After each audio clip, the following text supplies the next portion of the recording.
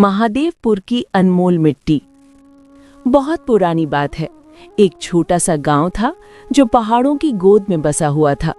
वहां की मिट्टी सूखी थी और लोगों के चेहरे पर हमेशा एक फिक्र की लकीर रहती थी। इसी गांव में एक आदमी रहता था जिसका नाम था भोला। भोला अपने नाम की तरह ही बहुत सीधा साधा और भोला भाला इंसान था। उसकी दुनिया बस उसके दो छोटे से खेत, एक बूढ़ी माँ और गांव के किनारे लगा एक बहुत पुराना बरगद का पेड़ थी। उस पेड़ के नीचे पत्थर का एक शिवलिंग था जो बरसों से वहीं था। न उस पर कोई छत थी, न कोई बड़ा मंदिर, बस खुले आसमान के नीचे महादेव विराजमान थे। भोला रोज सुबह उठकर सबसे पहले उस पत्थर पर एक लोटा पानी चढ़ाता था। उसके पास चढ़ाने के लिए न तो दूध था, न फल और न ही कोई महंगी मिठाई। वो बस खेतों पर जाने से पहले चुपचाप वहां बैठ जाता और अपनी आंखें बंद कर लेता। उसके मन में कभी ये शिकायत नहीं आती थी कि भगवान ने उसे इतना गरीब क्यों बनाया या उसे इतनी मेहनत क्यों करनी पड़ती है। वो बस इतना जानता था कि ये पत्थर नहीं, उसका सहारा है। गांव के बाकी लोग अक्सर उसे देखकर हंसते थे। वे कहते थे कि देखो इस पागल को, खुद के खाने के ठिकाने नहीं है और रोज पत्थर को नहलाने चला जाता है। लेकिन भोला उनकी बातों पर कभी ध्यान नहीं देता था। उसके लिए महादेव कोई बहुत बड़े भगवान नहीं, बल्कि एक दोस्त की तरह थे जिनसे वो मन ही मन बातें करता था। गांव में जब भी बारिश नहीं होती या फसल खराब हो जाती तो सब लोग रोते बिलखते थे। लेकिन भोला बस उस शिवलिंग के पास जाकर बैठ जाता और कहता कि मालिक, जो तुम्हारी मर्जी। उसकी जिंदगी में मुश्किलें कम नहीं थी। कभी बैल बीमार हो जाता तो कभी घर की छत टपकने लगती। एक बार तो ऐसा हुआ कि गांव में भयंकर सूखा पड़ा। कुएं सूख गए, जमीन फट गई और लोगों के पास खाने के लिए दाना तक नहीं बचा। लोग गांव छोड़कर शहर की तरफ भागने लगे। भोला की माँ भी बहुत बीमार पड़ गई। घर में न दवा के पैसे थे और न ही अनाज। उस वक्त भोला पहली बार थोड़ा डगमगाया। उसने सोचा कि क्या सच में ऊपर वाला देख रहा है? क्या सच में मेरी पुकार कहीं पहुंच रही है? वो तपती दोपहरी में उस बरगद के पेड़ के नीचे गया। धूप इतनी तेज थी कि जमीन जल रही थी। पत्थर का वो शिवलिंग भी तप रहा था। भोला ने देखा कि शिवलिंग पर चढ़ाया हुआ पानी पल भर में सूख गया। उसे पत्थर की तपन महसूस हुई तो उसे अपनी तकलीफ से ज्यादा महादेव की फिक्र होने लगी। उसने सोचा कि मैं तो इंसान हूँ, छांव में बैठ सकता हूँ, लेकिन मेरे महादेव तो इस तपती धूप में अकेले खड़े हैं। उसने बिना कुछ सोचे अपनी फटी हुई चादर उतारी और ऊपर टहनियों से बांधकर शिवलिंग के लिए एक छोटी सी छांव बना दी। खुद नंगे बदन धूप में खड़ा रहा और शिवलिंग को अपनी चादर की छांव में रखा। उसकी आंखों से आंसू बह रहे थे, पर वो कुछ मांग नहीं रहा था। वो बस देख रहा था कि कैसे प्रकृति इतनी निष्ठुर हो गई है। तभी गांव का एक अमीर साहूकार वहां से गुजरा। उसने भोला का मजाक उड़ाते हुए कहा कि अरे मूर्ख, खुद मरने की हालत में है और इस पत्थर को छांव दे रहा है। ये पत्थर तुझे रोटी नहीं देगा। भोला ने बस मुस्कुराकर कहा कि सेठ जी, रोटी तो मेहनत से मिलती है, पर हिम्मत तो यहीं से मिलती है। दिन बीतते गए और हालात और भी खराब होते चले गए। भोला की माँ की तबीयत इतनी बिगड़ गई कि वो हिल भी नहीं पा रही थी। एक रात भोला बहुत परेशान था। उसने रात के अंधेरे में शिवलिंग के पास जाकर अपना सिर झुका दिया। उसने पहली बार महादेव से सवाल किया कि आप कब सुनते हो? लोग कहते हैं कि आप भाग्य बदलते हो, लेकिन मेरा भाग्य कब बदलेगा? क्या मेरी माँ ऐसे ही दम तोड़ देगी? क्या मैं बस इसी गरीबी के लिए पैदा हुआ हूँ? उस रात उसने कोई मन्नत नहीं मांगी, बस अपना सारा दुख उस पत्थर के सामने खाली कर दिया। वो वहीं सो गया। आधी रात को एक अजीब सी शांति छा गई। ना कोई आवाज थी, ना कोई हलचल। अचानक उसे महसूस हुआ कि जैसे कोई उसके सिर पर हाथ रख रहा हो। एक ठंडी सी लहर उसके पूरे शरीर में दौड़ गई। जब उसकी आंख खुली तो उसने देखा कि आसमान में काले बादल घिरे हुए हैं। सालों बाद ऐसी ठंडी हवा चल रही थी। बिजली खड़की और मूसलाधार बारिश होने लगी। वो बारिश सिर्फ पानी नहीं थी, वो जैसे भोला के आंसुओं का जवाब थी। लेकिन कहानी यहाँ खत्म नहीं होती। असली परीक्षा तो अब शुरू होने वाली थी। बारिश तो आ गई, पर भोला की खेत में बीज बोने के लिए एक पैसा भी नहीं था। गांव वाले अपनी अपनी खुशियां मना रहे थे, पर भोला अभी भी उलझन में था। उसे लगा कि शायद महादेव ने सिर्फ प्यास बुझाई है, किस्मत बदलना अभी भी बाकी है। वो अपनी माँ के पास गया तो देखा कि माँ की सांसें तेज चल रही थी। वो भागकर हकीम के पास गया, लेकिन हकीम ने कहा कि इसके लिए जो दवा चाहिए वो बहुत महंगी है और वो शहर से आएगी। भोला के पास कुछ नहीं था। वो हार मानकर वापस उसी पेड़ के नीचे बैठ गया। बारिश बंद हो चुकी थी। मिट्टी की सौंधी खुशबू हवा में थी। उसने देखा कि बरगद के पेड़ की जड़ों के पास से मिट्टी थोड़ी खिसक गई है। वहां कुछ चमक रहा था। उसने पास जाकर देखा तो वो एक पुराना धातु का टुकड़ा था। उसने धीरे धीरे मिट्टी हटाई तो देखा कि वहां एक छोटा सा कलश दबा हुआ था। भोला का दिल जोर जोर से धड़कने लगा। उसने सोचा कि शायद इसमें धन होगा, मेरी गरीबी मिट जाएगी। लेकिन जब उसने वो कलश खोला तो उसमें सोने के सिक्के नहीं थे। उसमें सिर्फ पुरानी राख और एक छोटा सा शंख था। भोला निराश हो गया। उसे लगा कि किस्मत उसके साथ खेल खेल रही है। वो उस कलश को वहीं छोड़कर जाने लगा। तभी उसे एक बूढ़ा साधु वहां आता हुआ दिखा। साधु बहुत थका हुआ लग रहा था। उसने भोला से पीने के लिए पानी मांगा। भोला ने उसे पानी पिलाया और अपना सारा हाल सुनाया। साधु ने उस कलश को देखा और मुस्कुराते हुए कहा कि बेटा, तू जिसे राख समझ रहा है वो मामूली राख नहीं है, और ये शंख ये कोई साधारण शंख नहीं है। तूने निस्वार्थ भाव से महादेव की सेवा की है, ये उसका फल है। भोला को कुछ समझ नहीं आ रहा था। साधु ने कहा कि तू इस राख को अपनी माँ के माथे पर लगा और इस शंख को बजा। भोला ने वैसा ही किया।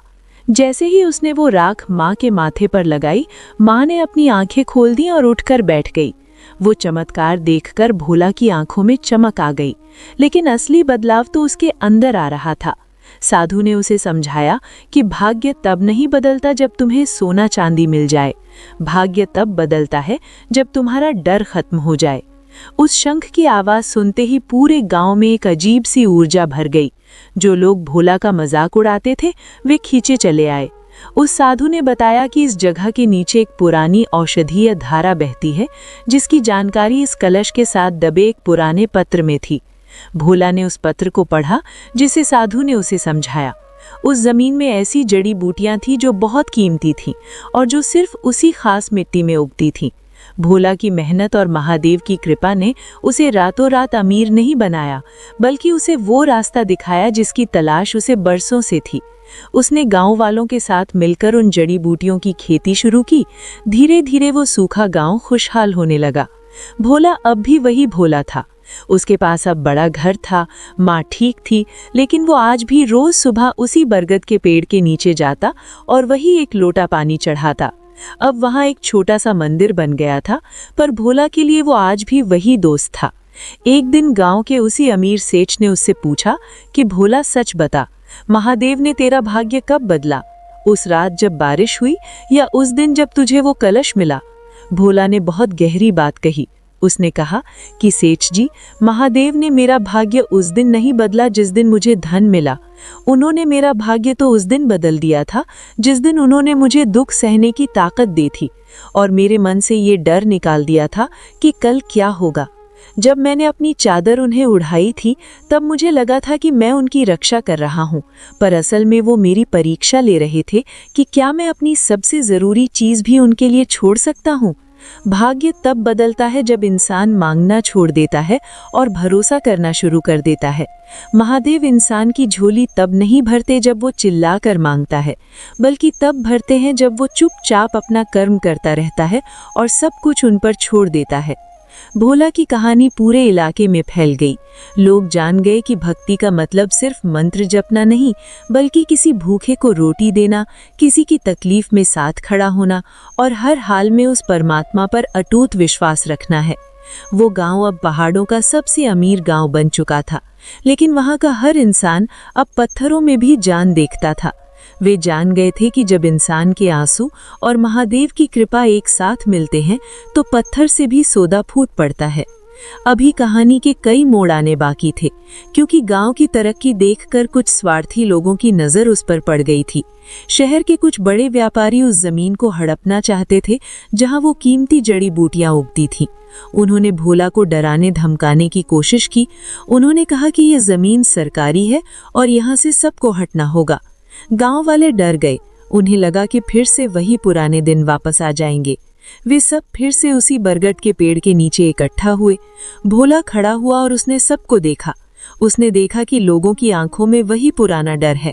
उसने महादेव की प्रतिमा की ओर इशारा किया और कहा कि जिस मालिक ने हमें यहाँ तक पहुँचाया है, क्या वो हमें बीच राह में छोड़ देगा? उस दिन दोपहर का सूरज सर पर चढ़ा हुआ था और गांव के बाहर धूल का एक गुबार सा उठा।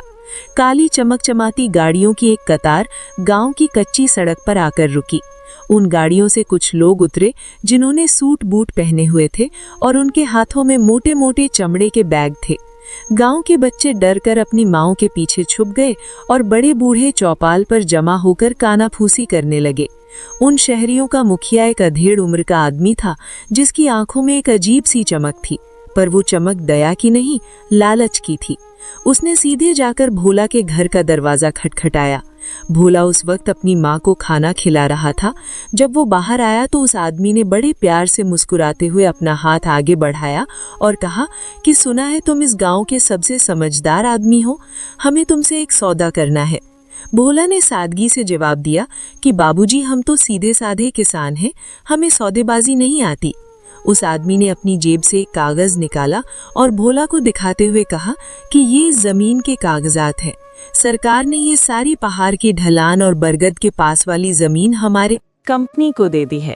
हम यहाँ एक बहुत बड़ी फैक्ट्री बनाएंगे और बदले में तुम सबको इतना पैसा देंगे कि तुम्हारी आने वाली 7 पुश्तें बैठकर खाएंगी। भोला का दिल एक पल के लिए बैठ गया। उसे पैसे का लालच नहीं था, लेकिन उसे उस बरगद के पेड़ और उस शिवलिंग की चिंता थी। उसने धीमी आवाज में पूछा कि बाबूजी, अगर यहाँ फैक्ट्री बनेगी तो उस पेड़ का और हमारे मंदिर का क्या होगा? शहर से आए उस आदमी ने जोर से ढांका लगाया और बोला कि अरे भाई, एक पत्थर और पुराने पेड़ के लिए तुम करोड़ों की संपत्ति छोड़ दोगे? पेड़ काट दिया जाएगा और उस पत्थर को तुम कहीं और ले जाकर रख देना। भोला की आंखों में बिजली सी कौंध गई। उसने अपनी फटी हुई धोती को थोड़ा और कसकर बांधा और शांति से कहा कि बाबूजी, वो पत्थर नहीं है, वो इस गांव का प्राण है। वो पेड़ हमारे बुजुर्गों की याद है। हम भूखे मर जाएंगे पर अपनी आत्मा नहीं बेचेंगे। वो आदमी गुस्से में लाल पीला हो गया और जाते जाते धमकी दे गया कि कल पुलिस और बुलडोजर आएंगे, तब देखते हैं तुम्हारी भक्ति काम आती है या कानून। उस रात पूरे गांव में चूल्हा नहीं जला। लोग डरे हुए थे। कुछ नौजवान कहने लगे कि भोला भाई, क्यों ना हम पैसे ले लें, कम से कम गरीबी तो मिट जाएगी, झगला मोल लेकर क्या मिलेगा। रात के सन्नाटे में भोला फिर से उसी शिवलिंग के पास जाकर बैठ गया। चांदनी की हल्की रोशनी शिवलिंग पर पड़ रही थी। भोला ने कोई प्रार्थना नहीं की, बस चुपचाप बैठा रहा। वो सोच रहा था कि क्या वाकई महादेव की यही मर्जी है? क्या वे अपना घर छोड़कर जाना चाहते हैं? तभी उसे गांव के सबसे बुजुर्ग काका की बात याद आई, जो हमेशा कहते थे कि महादेव तब तक नहीं हिलते जब तक उनके भक्त का धीरज नहीं डोलता। भोला ने तय कर लिया कि वो पीछे नहीं हटेगा। अगली सुबह जब सूरज की पहली किरण निकली तो गांव वालों ने देखा कि भोला उस बरगद के पेड़ के नीचे मिट्टी खोदकर वहीं बैठ गया है। उसके पीछे उसकी बूढ़ी माँ और फिर धीरे धीरे पूरा गांव आकर खड़ा हो गया। दोपहर होते होते शहर से पुलिस और वे व्यापारी वापस आ गए। उनके साथ बड़े बड़े लोहे के पंजे वाली मशीनें थीं। शोर इतना था कि कान फटने लगे। व्यापारी ने चिल्लाकर कहा कि हट जाओ यहाँ से, वरना कुचल दिए जाओगे। लेकिन भोला अपनी जगह से टस से मस नहीं हुआ। मशीन का चालक, जो खुद ही गरीब घर का लड़का था, भोला की आंखों में वो चमक देखकर सहम गया। उसे लगा कि वो किसी इंसान पर नहीं, बल्कि साक्षात ईश्वर के सामने खड़ा है। उसने मशीन बंद कर दी। व्यापारी चिल्लाने लगा, गालियां देने लगा, लेकिन वो लड़का मशीन से नीचे उतर आया और बोला कि साहब, मैं नौकरी छोड़ सकता हूँ, पर इस पाप का हिस्सा नहीं बनूंगा।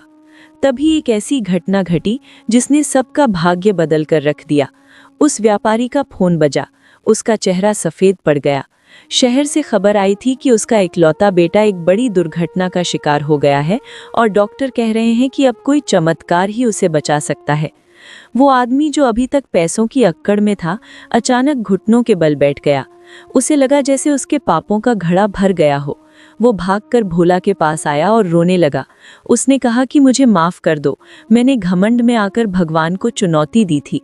भोला ने उसे सहारा देकर उठाया और कहा कि बाबूजी, माफी मुझसे नहीं, उनसे मांगिए जो सबका हिसाब रखते हैं। भोला ने उस व्यापारी को शिवलिंग की भूति दी और कहा कि ये ले जाइए और अपने बेटे के माथे पर लगाइए, महादेव सब ठीक करेंगे। वो आदमी रोते हुए वहां से चला गया। 7 दिन बीत गए, गांव में सन्नाटा था। 8वें दिन वही गाड़ियां फिर से आईं। गांव वाले डर गए कि शायद इस बार वे और भी गुस्से में आए होंगे, लेकिन इस बार मंजर अलग था। वो व्यापारी अपनी पत्नी और बेटे के साथ आया था। उसका बेटा बिल्कुल ठीक था। उसने आते ही भोला के पैर पकड़ लिए। उसने कहा कि मैं यहाँ जमीन छीनने नहीं, बल्कि इस गांव के लिए एक बड़ा अस्पताल और स्कूल बनवाने आया हूँ, और वो फैक्ट्री अब इस गांव से दूर खाली जमीन पर बनेगी ताकि पर्यावरण को नुकसान ना हो। उसने उस बरगद के पेड़ के चारों ओर एक सुंदर चबूतरा बनवाया और उस कच्चे मंदिर को एक भव्य रूप दिया। अब लोग कहने लगे कि देखो, भोला का भाग्य रातों रात बदल गया। लेकिन भोला जानता था कि भाग्य उस दिन नहीं बदला था जब स्कूल बना या अस्पताल बना। भाग्य तो उस पल बदल गया था जब उसने डरना छोड़ दिया था। महादेव ने व्यापारी के बेटे की जान बचाकर सिर्फ एक जान नहीं बचाई थी, बल्कि उस व्यापारी के मन का मैल धो दिया था और गांव वालों का विश्वास जीत लिया था। अब उस गांव में कोई भी अनपढ़ या गरीब नहीं रहने वाला था। भोला आज भी वही सादा जीवन जीता है। उसने अपने हिस्से के पैसे से गांव के लिए बीज और खाद का इंतजाम किया। वो अब भी रोज सुबह उसी शिवलिंग पर एक लोटा पानी चढ़ाता है। लोग पूछते हैं कि भोला, क्या अब भी महादेव तुमसे बात करते हैं? भोला बस मुस्कुरा देता है और कहता है कि वे बोलते कहाँ हैं, वे तो बस कर देते हैं। समय बीतता गया और वो गांव एक मिसाल बन गया। दूर दूर से लोग उस शिवलिंग के दर्शन करने आते और भोला की कहानी सुनते। लेकिन एक बार फिर प्रकृति ने अपनी चाल बदली। उस साल पहाड़ पर इतनी बर्फ गिरी और इतनी बारिश हुई कि पहाड़ों में दरारें आने लगी। खबर आई कि ऊपर की झील फट सकती है और पूरा गांव बह सकता है। सरकार ने आदेश दिया कि तुरंत गांव खाली कर दो। लोग फिर से घबरा गए। उन्होंने अस्पताल, स्कूल और अपने सुंदर घरों की ओर देखा। उन्हें लगा कि महादेव ने एक हाथ से दिया और अब दूसरे हाथ से सब छीन रहे हैं। लेकिन भोला के चेहरे पर इस बार भी वही शांति थी। उसने कहा कि जिसने डूबने से बचाया था वही पार भी लगाएगा। गांव के लोग अपना जरूरी सामान पोटलियों में बांध रहे थे। बच्चों के रोने की आवाजें और मवेशियों के रंभाने से पूरा माहौल गमगीन हो गया था। सरकारी गाड़ियां गांव के मुहाने पर खड़ी थीं और लाउडस्पीकर पर बार-बार चेतावनी दी जा रही थी कि वक्त बहुत कम है, जल्दी पहाड़ खड़ी कर दो। गांव के मुखिया ने भोला के कंधे पर हाथ रखा और कहा कि भोला, अब जिद छोड़ो, ये पहाड़ कभी भी गिर सकता है। भगवान तो हर जगह है, हमें शिवलिंग को भी अपने साथ ले चलेंगे। लेकिन भोला उस पत्थर से लिपट कर बैठ गया था। उसने बहुत ही शांत स्वर में कहा कि काका, आप सब जाइए, पर मैं नहीं जा सकता। जिसे आप पत्थर कह रहे हैं, उसने मुझे तब संभाला था जब मेरे पास सर छुपाने की जगह नहीं थी। आज जब इस पर मुसीबत आई है तो मैं इसे अकेला छोड़कर कैसे जा सकता हूँ? अगर महादेव को लीन होना है तो मैं भी उनके साथ ही लीन हो जाऊंगा। भोला की माँ भी वहीं बैठी थी। उसने भी जाने से मना कर दिया। उसने कहा कि मेरा बेटा जहाँ रहेगा वही मेरा स्वर्ग है।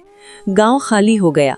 चारों तरफ सन्नाटा पसर गया। सिर्फ बारिश की बूंदों की आवाज और पहाड़ों के दरकने की गूंज सुनाई दे रही थी। ऊपर से बड़े बड़े पत्थर नीचे गिर रहे थे। भोला ने अपनी माँ को उस बरगद के पेड़ के सबसे मजबूत हिस्से के पास बैठा दिया और खुद शिवलिंग के पास बैठकर शिव चालीसा का पाठ करने लगा। उसकी आवाज उस तूफानी रात में बहुत धीमी थी, लेकिन उसके मन का विश्वास बहुत गहरा था। तभी अचानक एक बहुत जोरदार धमाका हुआ। पहाड़ का एक बहुत बड़ा टुकड़ा टूटकर सीधा गांव की तरफ आने लगा। ऐसा लग रहा था कि अगले ही पल सब कुछ खत्म हो जाएगा। भोला ने अपनी आंखें बंद कर ली और सिर्फ ओम नमः शिवाय का जाप करने लगा। उसे मौत का डर नहीं था, उसे बस इस बात का दुख था कि वो अपने महादेव की रक्षा नहीं कर पाया। लेकिन तभी एक चमत्कार हुआ जिसे देख पाना भी मुश्किल था। वो विशाल चट्टान जो गांव को तबाह करने आ रही थी, वो बरगद के पेड़ से कुछ मीटर पहले ही एक दूसरी बड़ी चट्टान से टकराकर अपना रास्ता बदल गई। रास्ता बदलने की वजह से वो चट्टान गांव के घरों से नहीं टकराई, बल्कि उसने उस सूखे नाले की तरफ रुख कर लिया जो बरसों से बंद पड़ा था। उस चट्टान के प्रहार से वो नाला खुल गया और पहाड़ के ऊपर जमा सारा पानी जो गांव को डुबोने वाला था वो उस नाले के रास्ते दूसरी तरफ घाटी में बहने लगा। गांव सुरक्षित था। भोला ने जब आंखें खोली तो उसने देखा कि बारिश थम चुकी थी और चांद बादलों से बाहर निकल आया था। वो शिवलिंग और वो बरगद का पेड़ वैसे ही खड़े थे जैसे वे सदियों से थे। सुबह होते ही जब सरकारी राहत दल और गांव वाले वापस आए तो वे अपनी आंखों पर यकीन नहीं कर पा रहे थे। जिस रास्ते से पानी बहा था उसने गांव को एक नई जीवन रेखा दे दी थी। अब गांव को पानी के लिए कभी तरसना नहीं पड़ेगा। गांव वालों को समझ आया कि महादेव का भाग्य बदलने का तरीका कितना अलग होता है।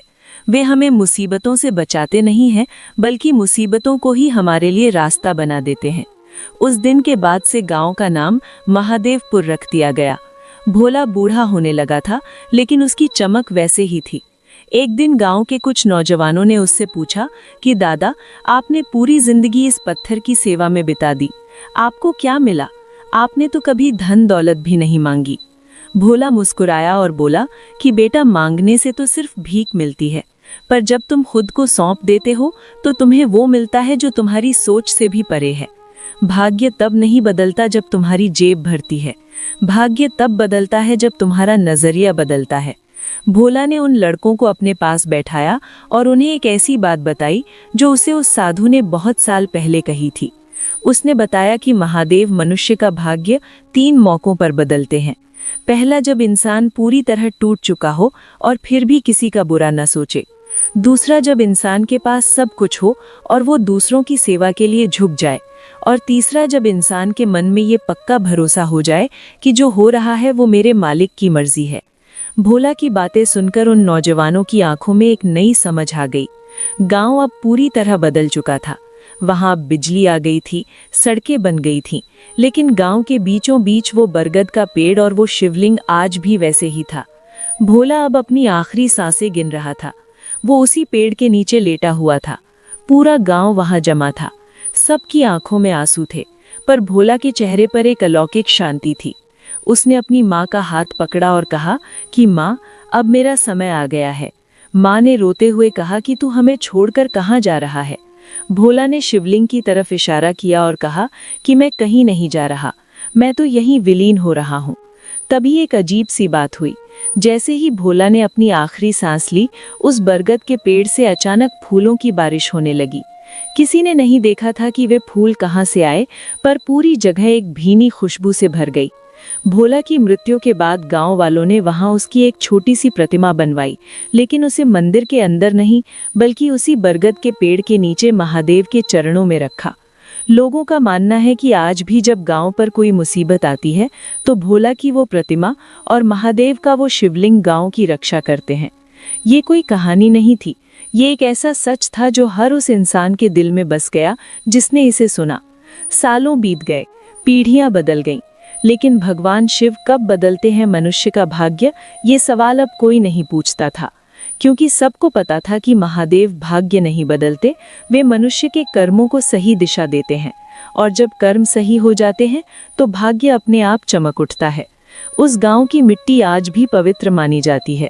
लोग शहर की चकाचौंध छोड़कर वहां की शांति में बैठने आते हैं। कहा जाता है कि आज भी अगर कोई सच्चे मन से बिना किसी स्वार्थ के उस शिवलिंग पर एक लोटा पानी चढ़ाता है और भोला की तरह धैर्य रखता है तो उसे अपनी समस्याओं का समाधान मिल जाता है। लेकिन शर्त वही है, भरोसा अटूट होना चाहिए, क्योंकि महादेव वहां नहीं मिलते जहां शोर होता है, वे वहां मिलते हैं जहां मौन और समर्पण होता है। इस कहानी का अंत यहाँ नहीं होता, बल्कि ये तो एक नई शुरुआत है उन सब के लिए जो अपनी किस्मत को कोसते हैं। भोला ने सिखाया कि गरीबी आपके हाथों में हो सकती है, लेकिन आपकी आत्मा की अमीरी आपके अपने हाथ में है। महादेव उन्हीं का साथ देते हैं जो खुद का साथ देना जानते हैं और दूसरों के प्रति दया रखते हैं। समय की गति को कौन रोक सका है? महादेवपुर गांव अब पहले जैसा छोटा और अनजान नहीं रहा था। भोला के जाने के बाद कई साल बीत गए और अब गांव की बागडोर नई पीढ़ी के हाथों में थी। भोला का पोता माधव एक पढ़ा लिखा और तेज तर्रार नौजवान था। उसने शहर जाकर पढ़ाई की थी और उसके सोचने का तरीका अपने दादा से बिल्कुल अलग था। माधव को लगता था कि दादाजी की कहानियां और वो पत्थर का शिवलिंग सिर्फ एक श्रद्धा का विषय है, लेकिन असल जिंदगी तो मेहनत, दिमाग और पैसों से चलती है। वो अक्सर अपनी माँ से कहता कि माँ, दादाजी ने पूरी जिंदगी उस पेड़ के नीचे बिता दी, हमें क्या मिला? सिर्फ ये सूखी जमीन और कुछ जड़ी बूटियां। अगर वे चाहते तो उस व्यापारी से करोड़ों रुपए ले सकते थे और आज हम शहर के किसी बड़े बंगले में होते। उसकी माँ बस मुस्कुरा देती और कहती कि बेटा, जिस बंगले की तू बात कर रहा है वो शायद छत दे देता, पर वो सुकून नहीं दे पाता जो इस मिट्टी में है। महादेव ने हमें वो दिया जो कोई पैसा नहीं दे सकता। उन्होंने हमें स्वाभिमान और शांति दी। लेकिन माधव की आंखों पर तो शहर की चकाचौंध का पर्दा पड़ा था। उसे लगता था कि गांव के ये लोग आज भी पुरानी सोच में जी रहे हैं। गांव में अब भी वही पुरानी शांति थी, लेकिन माधव के मन में तूफान चल रहा था। उसने तय किया कि वो गांव की उस जमीन को बेचेगा जहां वो पुराना बरगद का पेड़ और शिवलिंग था। उसे लगा कि उस जगह पर एक बड़ा होटल बनाया जा सकता है, क्योंकि अब दूर दूर से लोग वहां आने लगे थे। जब उसने ये बात गांव के बड़ों के सामने रखी तो सन्नाटा पसर गया। किसी ने सोचा भी नहीं था कि भोला का अपना खून ही उस पवित्र जगह को बेचने की बात करेगा। गांव के पुराने बुजुर्गों ने उसे समझाने की कोशिश की। उन्होंने कहा कि माधव, ये सिर्फ जमीन का टुकड़ा नहीं है, ये तेरे दादा की तपस्या है। यहाँ महादेव का वास है। अगर तूने इसे छेड़ा तो अनर्थ हो जाएगा। लेकिन माधव ने हंसते हुए जवाब दिया कि काका, भगवान तो कण कण में हैं, वे होटल में भी रहेंगे। हमें आगे बढ़ना होगा। कब तक इस पुराने पत्थर को पकड़कर बैठे रहेंगे? उसने गांव वालों की एक न सुनी और शहर के कुछ बड़े ठेकेदारों से हाथ मिला लिया। जिस दिन वो सौदा पक्का करने वाला था, उस रात माधव को एक अजीब सा सपना आया। उसने देखा कि वो उसी बरगद के पेड़ के नीचे खड़ा है और चारों तरफ भयंकर आग लगी है। वो आग उसे नहीं जला रही थी, लेकिन वो देख रहा था कि उसके दादाजी भोला उस आग के बीच में शांत भाव से बैठे हैं और उनके सामने वही पुराना शिवलिंग है। दादाजी ने माधव की तरफ देखा और सिर्फ इतना कहा कि बेटा, भाग्य तब नहीं बदलता जब तुम अपनी जड़ें काट देते हो। भाग्य तब बदलता है जब तुम अपनी जड़ों को और गहरा करते हो। माधव पसीने से लथपथ होकर जाग गया। उसका दिल जोर जोर से धड़क रहा था। उसे लगा कि ये सिर्फ एक बुरा सपना है और उसने इसे नज़रअंदाज कर दिया। सुबह हुई और वो सौदा करने के लिए शहर की ओर निकला, लेकिन रास्ते में उसकी गाड़ी का एक्सीडेंट हो गया। गाड़ी बुरी तरह पिचक गई थी, पर चमत्कारिक रूप से माधव को एक खरोच तक नहीं आई।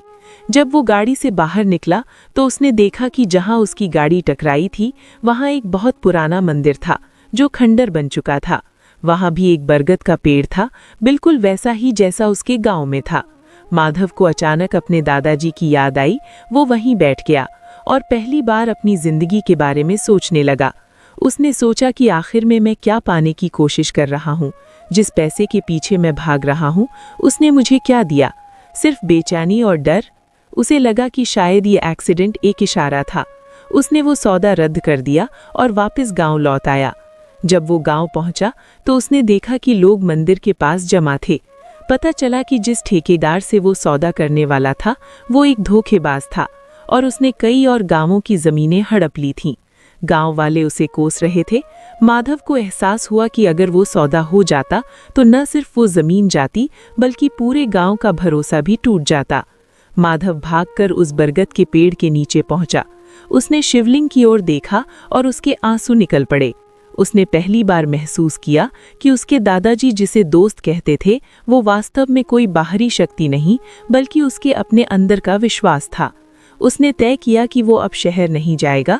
उसने उस जमीन पर होटल नहीं बल्कि एक ऐसा केंद्र बनाया जहां गांव के बच्चे मुफ्त में शिक्षा पा सके और जहां दादाजी द्वारा खोजी गई उन जड़ी बूटियों पर और शोध किया जा सके ताकि वे दवाइयां दुनिया भर के काम आ सके। उसने अपनी आधुनिक शिक्षा का उपयोग गांव की भलाई के लिए किया। अब माधव को समझ आया कि महादेव मनुष्य का भाग्य कब बदलते हैं। वे भाग्य तब बदलते हैं जब इंसान अपनी ताकत का इस्तेमाल दूसरों को गिराने के लिए नहीं बल्कि दूसरों को उठाने के लिए करता है। महादेवपुर अब केवल एक धार्मिक स्थान नहीं रहा बल्कि वो ज्ञान और सेवा का केंद्र बन गया। लोग अब वहाँ केवल मन्नतें मांगने नहीं आते थे बल्कि ये सीखने आते थे कि कैसे अपनी जड़ों से जुड़कर आसमान को छुआ जाता है। कहानी का एक और गहरा मोड़ तब आया जब गांव में एक बार फिर संकट के बादल छा गए। इस बार संकट कुदरती नहीं बल्कि इंसानी था। एक बहुत बड़ी कंपनी गांव के पास से एक नेशनल हाईवे निकालना चाहती थी, जिसका नक्शा सीधा उस बरगद के पेड़ और मंदिर के ऊपर से गुजर रहा था। इस बार गांव वाले हार मान चुके थे, क्योंकि ये सरकार का काम था और वे जानते थे कि इसे रोकना नामुमकिन था। माधव ने इस बार हार नहीं मानी। उसने किसी से लड़ाई नहीं की, बल्कि उसने पूरे गांव के साथ मिलकर एक अनूठा काम शुरू किया। उसने उस मंदिर और पेड़ के आसपास की सफाई की और वहां की जड़ी बूटियों से होने वाले फायदों की एक विस्तृत रिपोर्ट तैयार की। उसने पर्यावरण विशेषज्ञों को बुलाया और उन्हें दिखाया कि ये पेड़ और इसके आसपास का वातावरण कितना दुर्लभ है। उसने इंटरनेट और मीडिया का सहारा लिया और दुनिया को बताया कि कैसे एक छोटे से गांव ने अपनी संस्कृति और प्रकृति को बचा कर रखा है। देखते ही देखते महादेवपुर की ये मुहिम पूरी दुनिया में फैल गई। बड़े बड़े वैज्ञानिक और पर्यावरणविद गांव आने लगे। उन्होंने पाया कि उस बरगद के पेड़ की जड़ें इतनी गहरी और फैली हुई हैं कि वे मिट्टी के कटाव को रोकती हैं और वहां उगने वाली जड़ी बूटियां कैंसर जैसी बीमारियों के इलाज में मददगार साबित हो सकती हैं। सरकार को मजबूरन अपना फैसला बदलना पड़ा और हाईवे का रास्ता मोड़ दिया गया। उस दिन पूरे गांव में दिवाली मनाई गई। माधव ने देखा कि उस रात मंदिर में जलाया गया दिया पहले से कहीं ज्यादा चमकदार था। उसे समझ आया कि उसके दादाजी क्यों कहते थे कि महादेव पत्थर में नहीं, कर्म में बसते हैं। भाग्य बदलने का मतलब ये नहीं है कि आपकी मुसीबतें खत्म हो जाएं, बल्कि भाग्य बदलने का मतलब ये है कि आप उन मुसीबतों से लड़ने के लिए इतने काबिल हो जाएं कि मुसीबतें ही रास्ता बदल लें। महादेवपुर की मिट्टी में आज भी वो सौंधी महक है। माधव अब बुजुर्ग हो चुका है और अपने पोते को वही कहानियां सुनाता है जो कभी भोला ने उसे सुनाई थीं। वो कहता है कि बेटा, जब भी तुम्हें लगे कि दुनिया तुम्हारे खिलाफ है और तुम्हारी किस्मत साथ नहीं दे रही, तो बस एक पल के लिए रुक जाना, उस पुराने पेड़ के पास बैठना और अपने अंदर झांकना। तुम पाओगे कि महादेव वहीं हैं, शांत और स्थिर। वे तुम्हें देख रहे हैं, तुम्हारी परीक्षा ले रहे हैं। वे तुम्हारा भाग्य तब बदलेंगे जब उन्हें यकीन हो जाएगा कि तुम उस बदलाव को संभालने के लायक हो गए हो। महादेव कभी देर नहीं करते, वे बस सही वक्त का इंतजार करते हैं। और वो सही वक्त तब आता है जब तुम्हारे मन में मैं खत्म हो जाता है और हम शुरू हो जाता है। एक दिन की बात है जब सूरज ढल रहा था और आसमान में लालिमा छाई थी। गांव के बस स्टैंड पर एक अजनबी उतरा। उसके कपड़े महंगे थे, लेकिन उसका चेहरा धूल से भरा और आंखों में एक गहरी उदासी थी। उसके हाथ में एक छोटा सा बैग था और वो चलते हुए सीधा उसी बरगद के पेड़ की ओर पहुंचा जहां माधव बैठा था। उस अजनबी का नाम राघव था। राघव शहर का एक बहुत बड़ा इंजीनियर था, जिसके पास सब कुछ था, पैसा, शोहरत और रुतबा। लेकिन उसके जीवन में एक ऐसा खालीपन था जिसे कोई भी दौलत नहीं भर पा रही थी। उसने महादेवपुर और भोला की कहानियों के बारे में सुना था और वो यहाँ ये देखने आया था कि क्या सच में कोई पत्थर किसी की किस्मत बदल सकता है। वो माधव के पास जाकर बैठ गया और बिना किसी भूमिका के बोला कि बाबा, मैंने सुना यहाँ भाग्य बदल जाता है। मेरे पास सब कुछ है पर चैन नहीं है। मेरी रातों की नींद उड़ चुकी है और मुझे लगता है कि मेरा जीवन बेकार है। क्या मेरे महादेव मेरा भाग्य बदल सकते हैं? माधव ने शांति से उसकी ओर देखा और मुस्कुराते हुए कहा कि बेटा, भाग्य बदलना कोई जादू नहीं है कि इधर मंत्र पढ़ा और उधर सब ठीक हो गया। महादेव तो बस आईना दिखाते हैं। तुम यहाँ आए हो तो कुछ दिन रुको, इस मिट्टी को महसूस करो और इस पत्थर की सेवा करो। राघव को लगा कि शायद उसे कोई बड़ा अनुष्ठान करना होगा, लेकिन माधव ने उसे सिर्फ एक काम दिया। रोज सुबह गांव के उन बुजुर्गों को पानी पिलाना जो चल फिर नहीं सकते, और शाम को उस पुराने शिवलिंग की सफाई करना। राघव को पहले तो ये बहुत अजीब और छोटा काम लगा। उसे लगा कि वो इतना बड़ा इंजीनियर होकर ये काम कैसे करेगा, लेकिन उसके मन में एक उम्मीद थी, इसलिए उसने करना शुरू किया। पहले 2-3 दिन उसे बहुत झुंझलाहट हुई। उसे लगा कि उसका समय बर्बाद हो रहा है, लेकिन धीरे धीरे जब वो उन बीमार और बूढ़े लोगों की सेवा करने लगा तो उसे उनके चेहरों पर एक ऐसी चमक दिखने लगी जो उसने शहर के आलीशान होटलों में भी नहीं देखी थी। वे लोग उसे दुआएं देते, उसके सिर पर हाथ रखते और उसे अपनी छोटी छोटी खुशियों की कहानियां सुनाते। एक शाम जब राघव शिवलिंग की सफाई कर रहा था तो उसने देखा कि पत्थर के एक कोने में एक छोटी सी दरार है जहां से एक नन्हा सा पौधा बाहर निकल रहा था। उसने सोचा कि ये पौधा इस पत्थर को तोड़ देगा, मुझे इसे निकाल देना चाहिए। जैसे ही उसने हाथ बढ़ाया, उसे अपने दादा की एक बात याद आ गई जो माधव ने उसे सुनाई थी कि जीवन वहां भी पनप सकता है जहां कोई उम्मीद ना हो। राघव वहीं रुक गया। उसने उस नन्हे पौधे को नहीं उखाड़ा, बल्कि उसे थोड़ा सा पानी दे दिया। उस रात जब वो सोया तो उसे सालों बाद ऐसी गहरी नींद आई जैसे कोई बच्चा अपनी माँ की गोद में सो रहा हो। सुबह उठकर उसे एहसास हुआ कि उसका भारीपन कम हो गया है। उसे समझ आया कि उसका भाग्य तब नहीं बदला जब उसने बहुत पैसा कमाया, बल्कि उसका भाग्य तब बदलना शुरू हुआ जब उसने दूसरों के दुख में अपना सुख ढूंढना शुरू किया। अब राघव गांव का ही होकर रह गया। उसने अपनी इंजीनियरिंग की सूझबूझ का इस्तेमाल किया और गांव में वर्षा जल संचयन का एक ऐसा सिस्टम बनाया जिससे पहाड़ का पानी बर्बाद न हो। उसने किसी से कोई पैसा नहीं लिया। वो कहता था कि महादेव ने मुझे वो सुकून दिया है जिसकी कीमत करोड़ों में भी नहीं थी। अब महादेवपुर की चर्चा केवल चमत्कारिक कहानियों के लिए नहीं, बल्कि निस्वार्थ सेवा के लिए होने लगी। गांव का हर बच्चा अब ये जानता था कि महादेव कब प्रसन्न होते हैं। वे तब प्रसन्न होते हैं जब हम अपने अहंकार को उस पत्थर के सामने छोड़ देते हैं। भाग्य बदलने का असली मतलब धनवान होना नहीं है, बल्कि मन का शांत होना है। माधव अब अपने जीवन के अंतिम पड़ाव पर था। एक दिन उसने राघव को बुलाया और कहा कि बेटा, अब इस मंदिर और इस परंपरा की जिम्मेदारी तुम्हारी है। याद रखना, ये पत्थर तब तक जागृत है जब तक यहाँ आने वाले का मन साफ है। जिस दिन यहाँ व्यापार शुरू हो जाएगा, उस दिन महादेव यहाँ से चले जाएंगे। राघव ने माधव के पैर छुए और वादा किया कि वो इस पवित्रता को कभी आंच नहीं आने देगा। माधव ने अपनी आंखें बंद कर ली और उसी शांति के साथ अनंत में लीन हो गया जैसे कभी भोला हुआ था। पूरा गांव रो रहा था, लेकिन ये दुख के आंसू नहीं थे। ये उस महान आत्मा के प्रति सम्मान था जिसने पीढ़ियों को जीना सिखाया। आज भी अगर आप महादेवपुर जाएंगे तो आपको वो पुराना बरगद का पेड़ और वो पत्थर का शिवलिंग वैसे ही मिलेगा। वहाँ कोई बहुत बड़ा दान पात्र नहीं है, ना ही कोई वीआईपी लाइन है। वहाँ बस एक शांति है जो आपके भीतर उतर जाती है।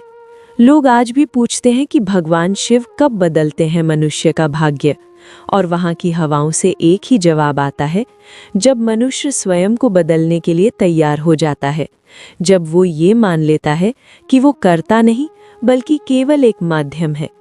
महादेव की सच्ची कहानी किसी किताब में नहीं लिखी है, वो तो उन हजारों लोगों के जीवन में लिखी है जिन्होंने निस्वार्थ भाव से प्रेम करना और सेवा करना सीखा। भाग्य का बदलना कोई बाहरी घटना नहीं, बल्कि एक आंतरिक यात्रा है, और महादेवपुर उस यात्रा का सबसे सुंदर पड़ाव है। कहानी का ये सिलसिला कभी खत्म नहीं होता, क्योंकि जब तक दुनिया में दुख है तब तक महादेव का सहारा और श्रद्धा की ये कहानियां जिंदा रहेंगी। ये एक ऐसी मशाल है जो एक हाथ से दूसरे हाथ में जाती रहती है, और हर बार एक नया भोला, एक नया माधव और एक नया राघव पैदा होता है, जो दुनिया को बताता है कि भरोसा कभी बेकार नहीं जाता। तो दोस्तों, आज की कहानी कैसी लगी हमें कमेंट में ज़रूर बताएं। कहानी पसंद आई है तो इस वीडियो को लाइक और शेयर करें। अगली कहानी के लिए सब्सक्राइब करें। पूरा वीडियो देखने के लिए आप सभी दोस्तों का